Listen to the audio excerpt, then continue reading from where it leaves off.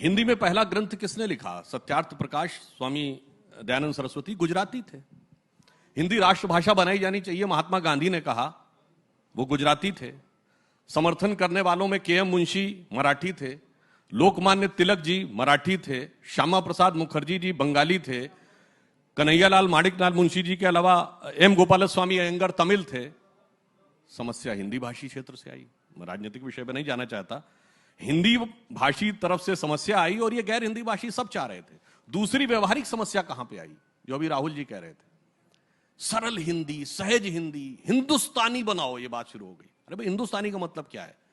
उर्दू भाषा हिंदुस्तानी तो है, हिंदी का व्याकरण है, फारसी के शब्द हैं।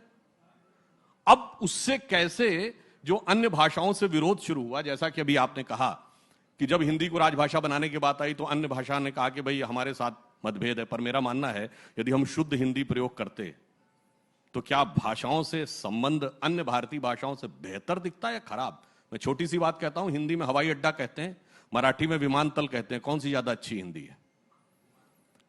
हम कहते हैं हिंदी में निकास या बाहर, और बंगला में कहते हैं बहिर्गमन, कौन सी ज्यादा अच्छी हिंदी है?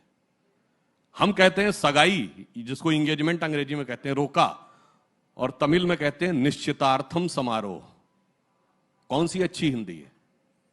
तो मेरा सिर्फ ये कहने का, मैं एक अपना व्यक्तिगत अनुभव बता रहा हूं। मैं कर्नाटक के दौरे पर था, 10 साल पहले की बात है। एक मंत्री जी की गाड़ी में बैठा था, अचानक एक महिला सामने आ गई, तो ड्राइवर उससे कहता है वेगा वेगा। तो मैंने उससे पूछा ये वेगा का मतलब क्या है? फास्ट। उसने कहा क्विक क्विक। अब वेग शब्द तो शुद्ध हिंदी का है, वेगा मतलब तेजी से जाने वाला। अब यहां किसी प्रकार की कोई समस्या नहीं आती, परंतु दुर्भाग्य यह था।